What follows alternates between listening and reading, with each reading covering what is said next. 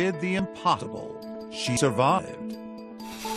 18 years, handcuffed, held captive in a backyard by a sex offender.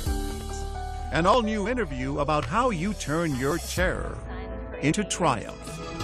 This makes me want to dance, doesn't it? The 2 daughters she gave birth to, now grown. How she feels about finding love today. And the unlikely video she wants everyone to watch to understand how you can save a life.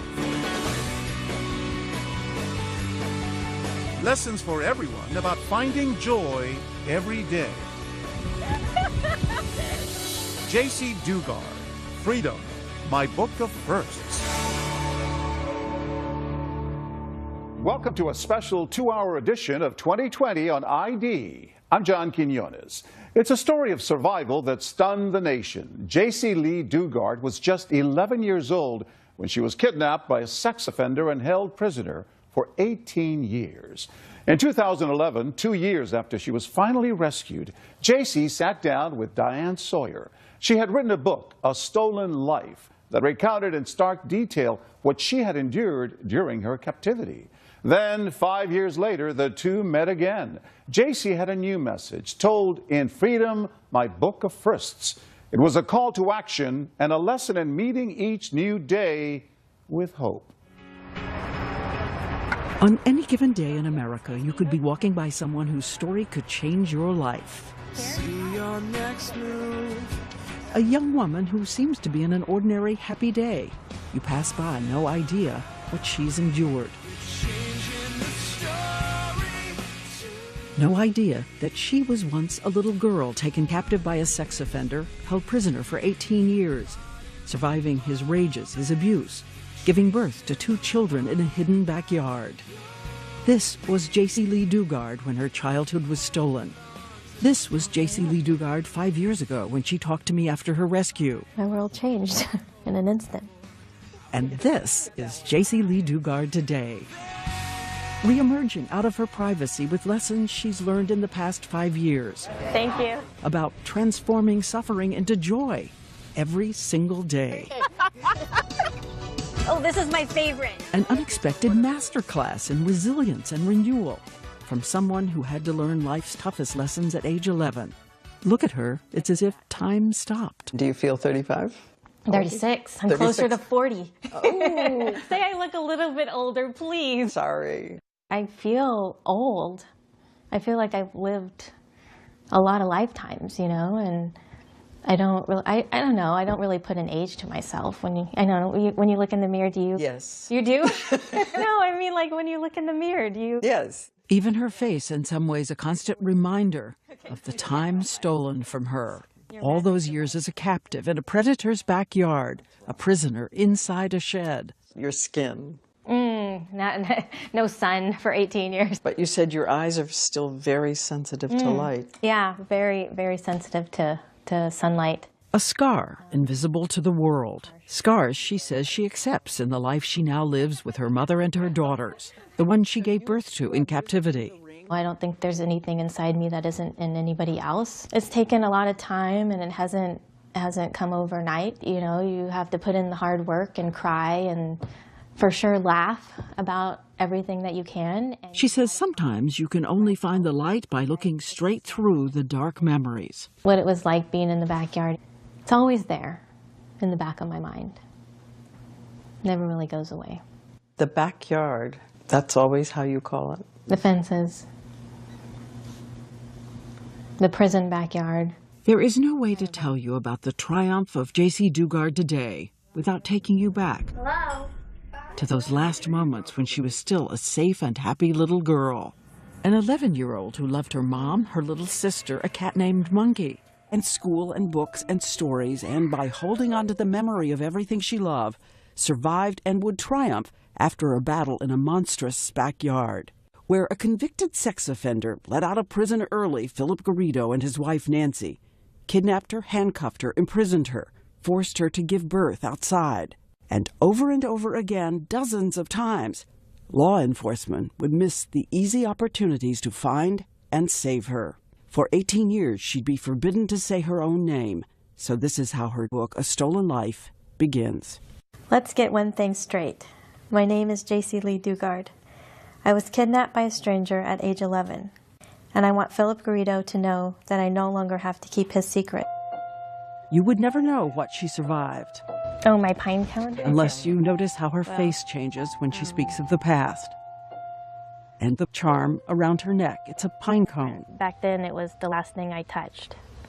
You know, the last grip on me. Now it's a symbol of hope and new beginnings, and that there is life after something tragic. It is June 10th, 1991. Jaycee Dugard wakes up in this house in Lake Tahoe, California, where her family's moved because it's a safe place to live. She's in the 5th grade and remembers worrying about the field trip coming up because she's so shy. Remembers dressing in her favorite all-pink outfit. And she remembers the mom she absolutely adores had to leave early for her work as a typesetter at a print house and didn't do something she said she would do. She said that she'd give me a kiss goodbye. She didn't. I wasn't mad. I just, thought I'd catch her when I got home, tell her, you got to give me a kiss next time, She also remembers there was something she had wanted to ask her mom. I wanted to ask my mom if I could shave for the field trip. Shave your legs? Yeah. Big question Didn't want to be for her. embarrassed. Yeah. Didn't want to be embarrassed. So that was the big question on my mind. She walks up the hill from the house to catch the school bus, the way her mother taught her, looking out for traffic. Walked up the side of the hill. That was the safe way to go against traffic. And halfway up, I thought, oh, somebody's looking for directions. A gray car pulls up. A man rolls down the window.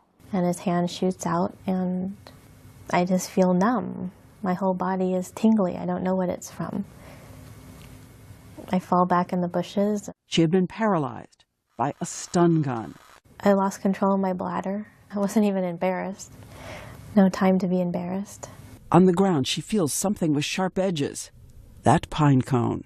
The last thing she touches before she comes to, face down on the floor in the back seat of a car. I remember my throat felt very dry and scratchy and like I had been screaming, but I don't remember screaming. The man behind the wheel is that convicted sex offender, and holding her down on the floor in the back is his wife, Nancy. The district attorney believes Nancy scouted the little girl for her husband as a prize. Did they say anything? Did you hear anything? No, not at first. After we were driving for a while, I heard the driver say, I can't believe we got away with it. And he started laughing. I think I blacked out again or something. It was like the most horrible moment of your life times 10. 120 miles later, this is where the car stops, a house on a neighborhood street. Garrido tells her to be quiet. I said, I think it's probably one of the only things I said was, my family doesn't have a lot of money, they can't pay the ransom. That's what I kidnap as ransom, right? Yeah. No. Not always. He is 40 years old, 6 feet 4 inches tall, 196 pounds. She is 11, 4 feet 6, 80 pounds. He takes away the pink clothes she dressed in that morning. The only thing she has left is a little ring shaped like a butterfly. She will hide from him for 18 years. There was a pallet on the floor, and then he said he'd be back later. And he shut the studio or the soundproof door, and then the other door with the lock. You heard Remember that lock? Yeah. I can still hear it consciously, or when I'm awake. Just some sounds and smells and just don't leave you. He warns her there are dogs outside, Dobermans. They'll attack if she tries to escape. She notices there's one window covered with bars and a towel. He leaves. At one point, you get up and you take your teeth and you pull a towel off. I wanted to see where I was. Yeah. I couldn't use my hands. And there was just weeds and some kind of fence. Naked, arms in handcuffs behind her back, she drifts in and out of sleep. crying? I didn't really want to because then you can't wipe them away. You know, then you get all sticky and, you know, I mean, that sounds awful, but, you know, I tried not to cry because I couldn't wipe them away or, you know, and then they get itchy. And She made a note to remember the sound of the train so it would help her mother find her. then later it was just listening to lawnmowers and airplanes, anything for human contact, I guess. I was so lonely. I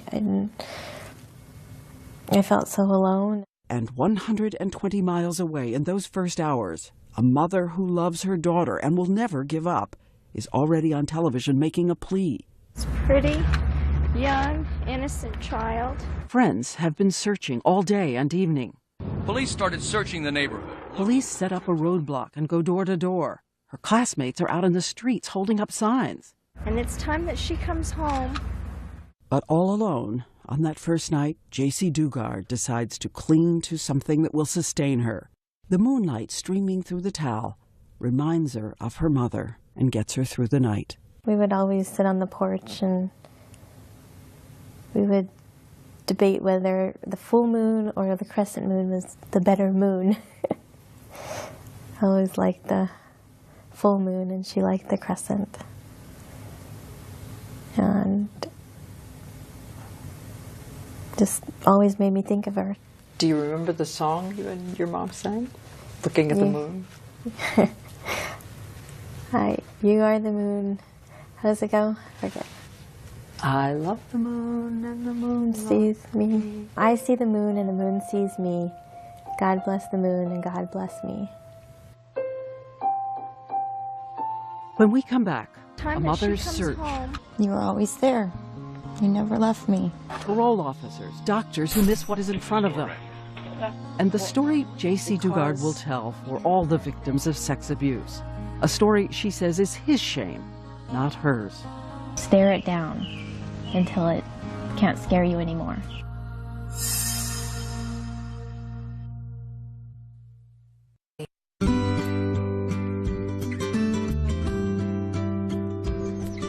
We meet up with Jaycee Dugard at a ranch near her house. For the past 5 years, she's been coming here. It's a kind of unexpected training ground for building independence. There's a riot of animals of all kinds. And then down here is the barn. There are even miniature horses. Good girl. Aurora is a speed freak. After all the obedience and forced submission for 18 years, she has had to learn the basics of becoming herself, how you make choices, and the ordinary interactions of buying something in a store. You want to see Darwin? No, thank you.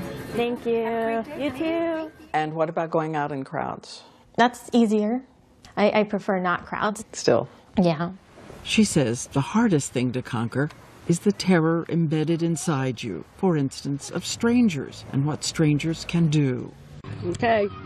This is Philip Garrido. In a video obtained by ABC News, he is singing one of the songs he wrote. He told everyone he was a musical genius on the verge of a big break. He also claims to be a religious visionary, calling himself the Witness, rambling on about the Bible, saying he was chosen to hear the voices of demon angels in the walls, in the ground, and that he'll save the world. His first arrest was 1972 for raping a 14-year-old girl who was too afraid to testify, so the case collapsed. 5 years later, he took a woman into a rented storage container and raped her for 8 hours. He would be sentenced to 50 years in prison, but for some reason, the parole board decided to release him after just a quarter of that sentence was served. First week, in June 1991, the 11-year-old girl, handcuffed, arms behind her back, is aching, skin rubbed raw. Philip Garrido is her only human contact, and for those first few days he just comes, sits, tells her funny stories, brings her soda and fast food. A classic approach for a pedophile. Then one day, he brings her a treat, a milkshake. She is still in handcuffs. My first taste of pure evil. You knew it was pure evil? Yeah. It is the first day he rapes her. I mean, maybe I didn't register that and go, oh my God, you're evil. But your body and there's something inside of you that knows this is not right. The pain the abject fear. Afterwards, she remembers seeing a trail of ants make their way towards that untouched milkshake. At one point, he gives her a TV, tuned in to QVC. I would fall asleep to the sound of jewelry being sold, but at least it was talking. Her only company is a spider on the wall. She names Bianca. There was not a day that I didn't cry. I felt like there would never, ever be a day that I wouldn't cry again. Garrido threatened to sell her to other people, so she would promise to do more for him. And then, a month and a half after the first rape, he moved her to a new shed and put the stun gun out on the table where she could see it. He told her demon angels, voices in his head, had revealed that she was supposed to help him with his sexual problems. And that you were saving other little girls. Yeah. Yeah, how stupid is that? He cuts out pornography, dresses her up in makeup, mascara, tight dresses. Snatching a little girl and then making her dress up. You know, it's all about control for him, for these other freaks that do this. She has written how he smoked methamphetamine and began the 24-hour marathons of sexual abuse. I remember one night when he dressed me up. She remembers looking in the mirror. All I saw was a frightened girl who I didn't even recognize, with mascara running down her cheeks and the saddest face I had ever glimpsed staring back at me. She's afraid what he'll do if he sees her tears. I did not want to provoke the sleeping dragon.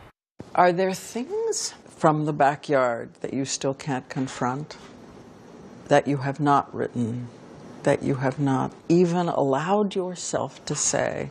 No, I've let it all out, because you can't keep that kind of stuff inside. It is not her shame. Those things happen to her. They're not who she is. This is Jaycee Dugard's therapist, Dr. Rebecca Bailey, who says you have to stare fear in the face until it cannot hurt you anymore. She wrote again about the sexual abuse. Did you ever feel like saying to her, don't write it anymore, don't talk about it anymore, let that go?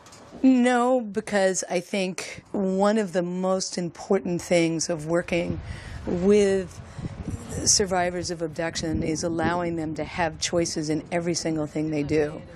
So I never thought she wrote too much about it or too little. I think she wrote just what she needed to do for her. What's the most haunting memory? That lock, hearing the lock. I know I said that earlier, but for some reason that. And the bed, it was a squeaky bed. Squeaky pull-out bed. I guess the noise, the sounds. It's weird what sticks in your head, but sounds. How did you stay sane? I don't know. I was still alive. There was still hope. Still hope. I'm trying to imagine how you are coping. I'm trying to imagine. I don't know. I can imagine being beaten to death, you know, and you can imagine being kidnapped and raped, you know, so it's just, you just do what you have to do to survive. She says she is telling her story so that the thousands of other survivors of sexual abuse know that survival is your strength, not your shame. It's that T.S. Eliot quote you have in your book. Yeah, I had about hope. Thinking I have to hope in something. Hope was in the wrong place. But sometimes you just have to hold on to any kind of hope to survive. When we come back, a mother moving heaven and earth to find her child, and 7 months into Jaycee's imprisonment. Some ways she's just as evil as Philip. A new jailer, new fears. Very twisted minds.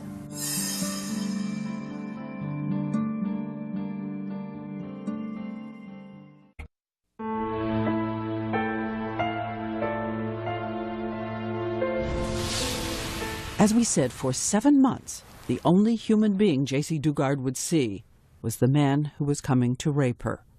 Back home, that field trip she had worried about was long over. Back home, her 5th grade classmates have now graduated elementary school.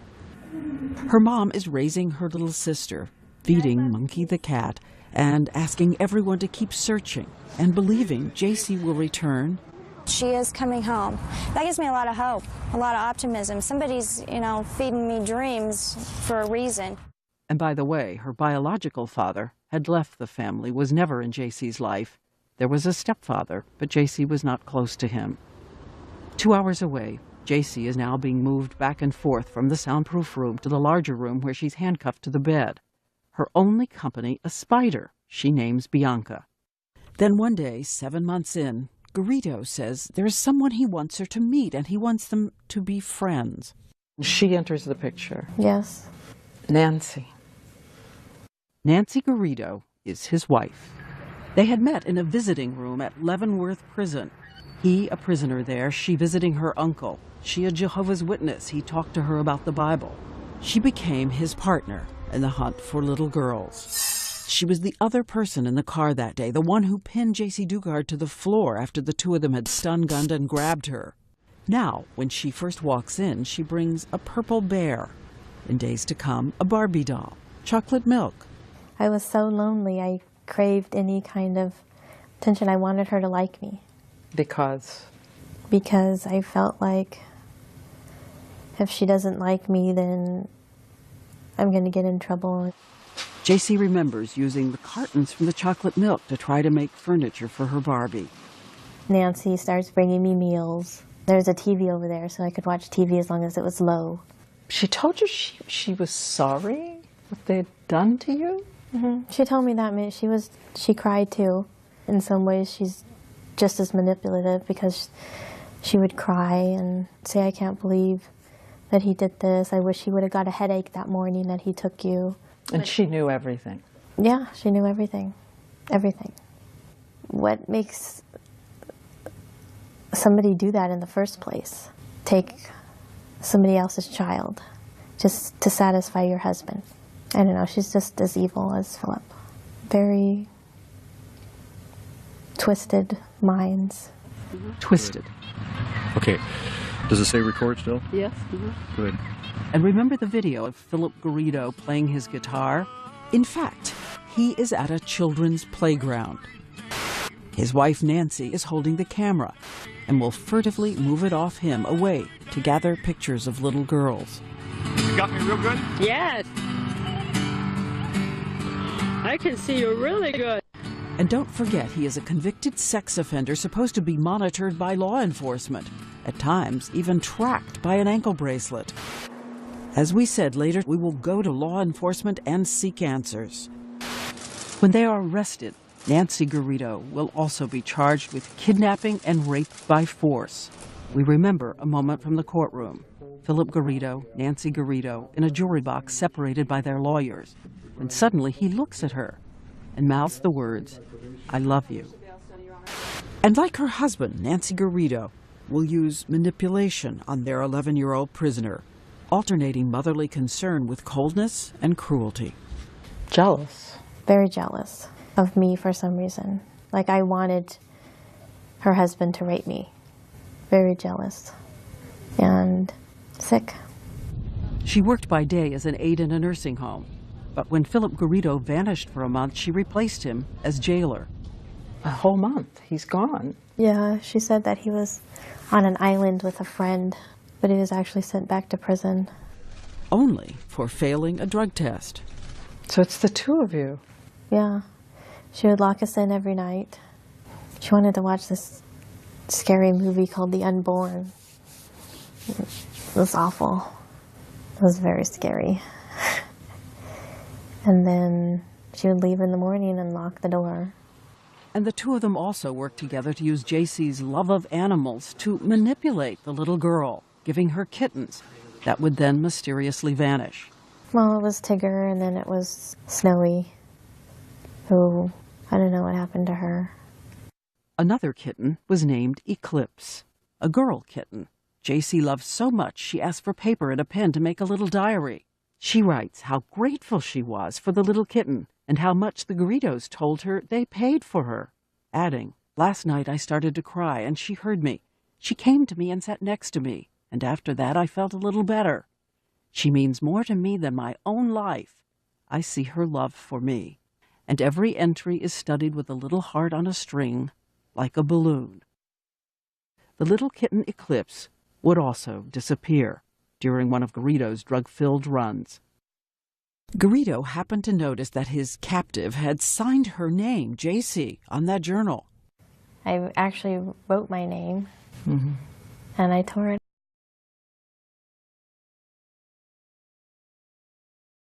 Last time. The last time for 18 years she'd be allowed to write or speak her name. Losing her name and fighting to hold on to the memory of the face that is keeping her alive, her mom. I wanted to see her more than anything. And worried you'd forget. Worried I'd forget what she looked like or what she sounded like. Would she forget me? Would she want you after this?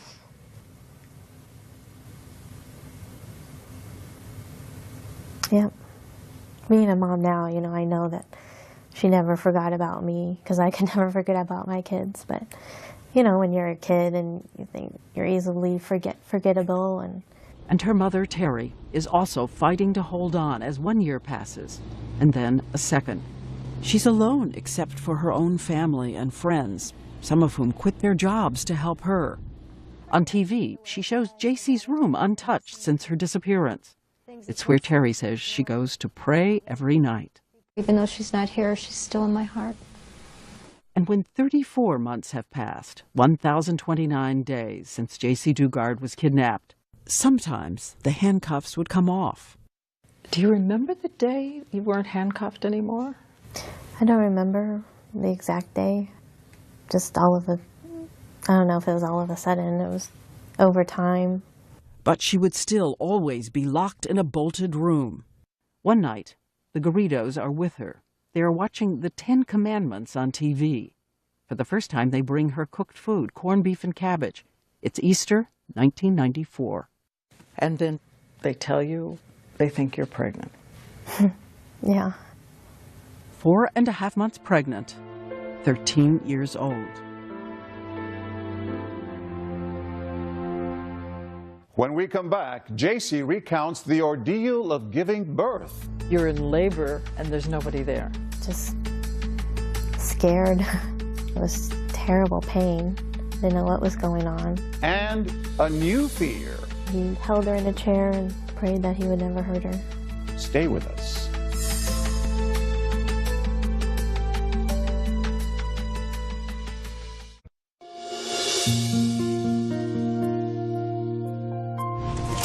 Do you trust me to drive? Kind of. Take a drive with Jaycee Dugard. Happy. And somehow, everything means more. Like a room without a roof. I like that part. Me too. A room without a roof is awesome. That happiness is the truth. And then, when we're on the road, we see something that seems right out of a children's story. Oh, so hot. Oh my gosh, there's a deer. And a deer? Oh, there's a baby deer. You'll have to imagine what we saw. A mother deer like a ballerina leaping across the road into the forest. Another baby deer. And right behind her, 2 little babies joyfully vaulting into the trees. That was me and my girls. Her 2 girls born in that backyard, now all grown up and thriving. 5 years ago, she told me about being a child herself and seeing her first baby. Did you have any idea what it meant to give birth? No, I had never seen it happen. She will have no medical care. She's bewildered by what her body is doing, and the doors to the outside are bolted. No sun, no sky.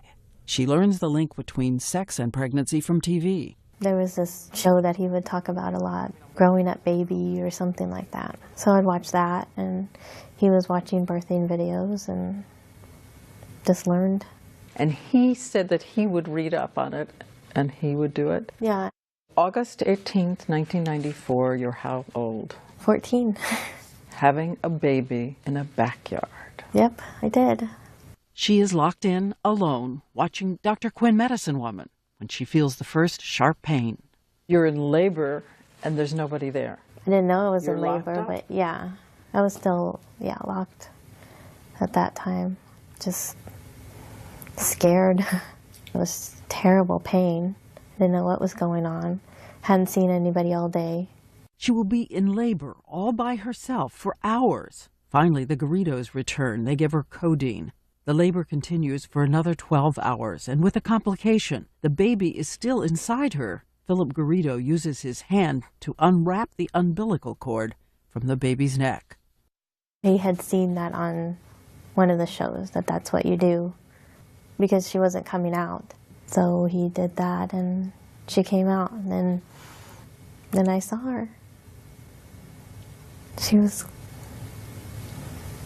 beautiful.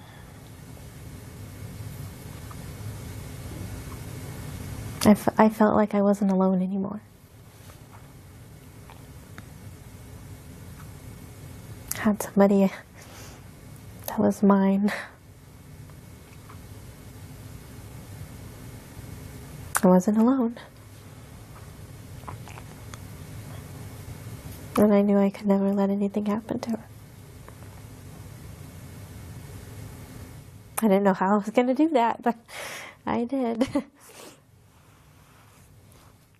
And when Garrido takes the baby, he held her in a chair and prayed that he would never hurt her. Was it your terror? Yeah.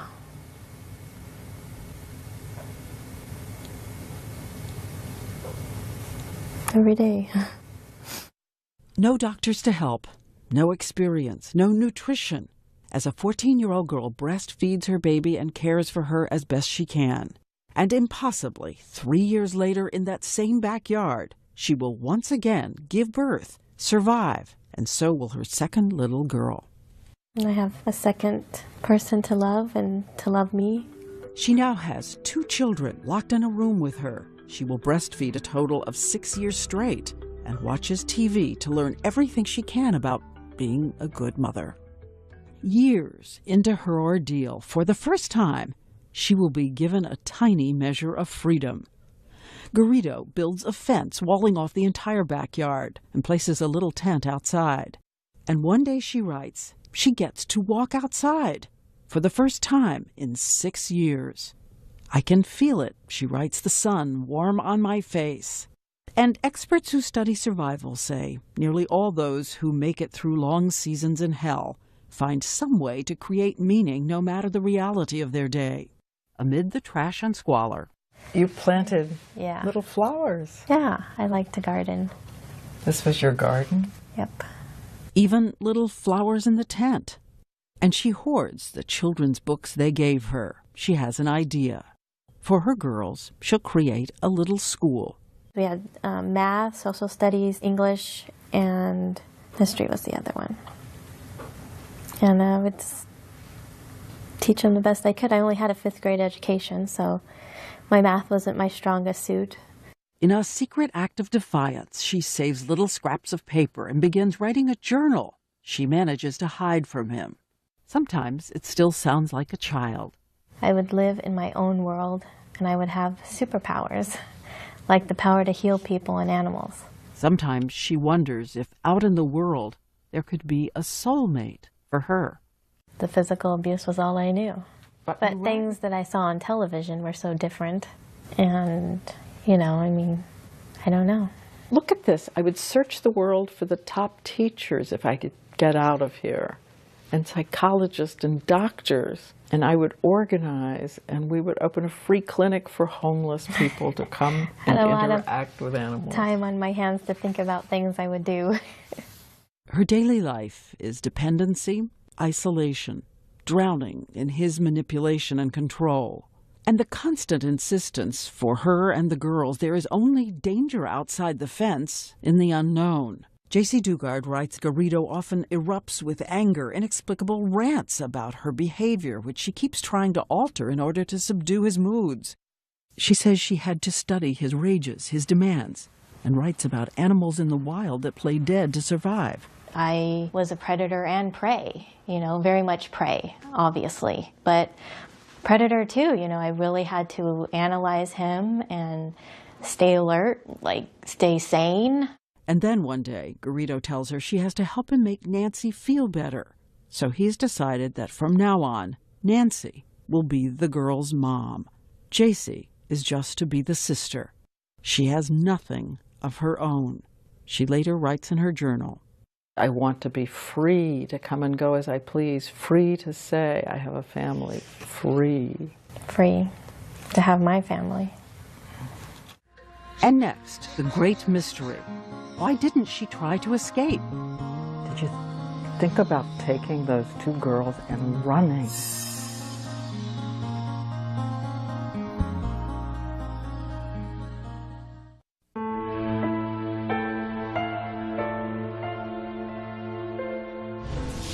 For 18 years, Jaycee Dugard was held prisoner by Philip Garrido and his wife. But as you're about to see, sometimes she was hiding in plain sight. And after her release, questions would linger. Why had authorities not found Jaycee? And why was she unable to help herself? Once again, here's Diane Sawyer. Why is this door blocked? You're looking at a home movie the Garridos made of a parole officer going through their house. One of the 60 regular visits parole officers will make to check up on a sex offender. The voice you hear is Nancy Garrido taunting the officer. What does a parole agent do for his parolee? Ma'am, you can come in the office and we'll discuss that. As the parole officer fails to find Jaycee Dugard 30 feet away. On another occasion, Garrido actually lets her into the house. She even has a casual exchange with a parole officer, not daring to say who she was. I actually talked to one of the agents, and the agent proceeded to give Philip his urine test and left. This made me feel like didn't really care.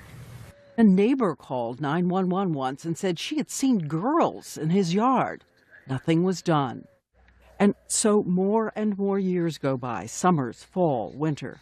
Jaycee Dugard's little friends from the 5th grade are now entering college. She has been told to take a new name.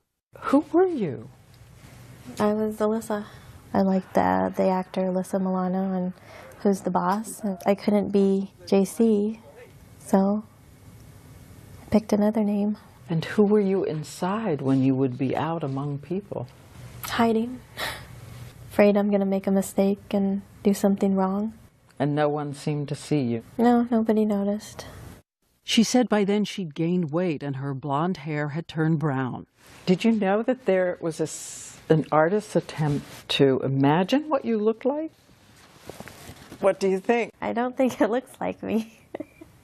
When she became 17, both babies now born, Garrido's sexual interest was over, but not his hold on her. When we talked 5 years ago, we think you can almost see something haunting her as she looks back at who she was then. Did you think about taking those two girls and running? I'm sure I did, but it wasn't something I felt I could do. Because? The situation felt like it wasn't an option. I don't know how else to explain it. There was no leaving. What would it have taken for you to believe you could leave? I've asked myself that question many times. The mind manipulation, plus the physical abuse I suffered in the beginning. There was no leaving. Maybe if one of the girls were being hurt.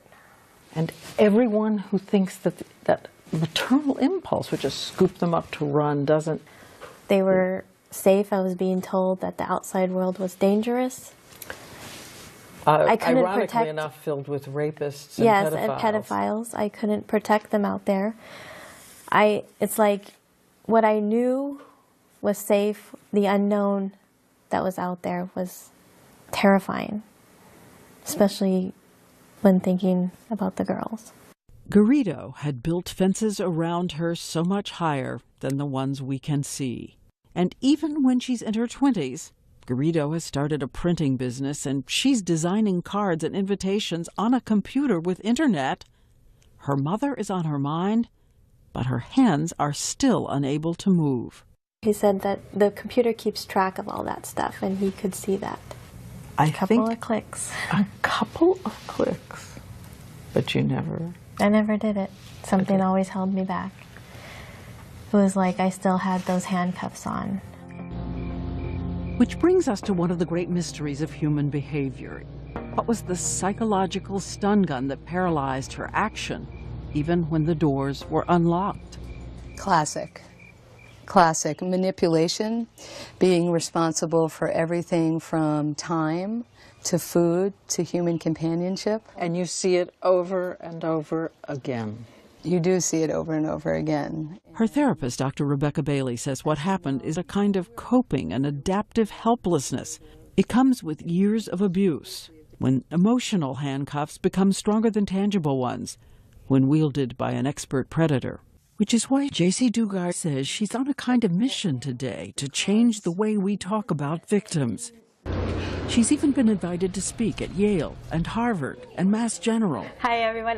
My name is Jaycee Dugard. Reminding everyone what terror does to you and how many children never make it back alive. She's outraged by a phrase used often in this country. She says the phrase implies that children cracked by terror and abuse become affectionate toward their captors. The term is Stockholm Syndrome. Is it Stockholm Syndrome? Stockholm Syndrome. Stockholm Syndrome, which means she developed a bond with her abductor. Bond gets deeper the longer the person's held in captivity. Stockholm Syndrome was first used in the 1970s in Sweden to describe a connection hostages formed with bank robbers there. Why do you hate the phrase Stockholm Syndrome so much?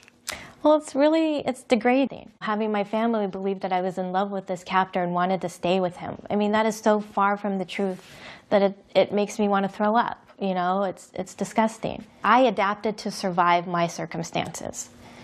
There's just no other way to put it. What was he to you?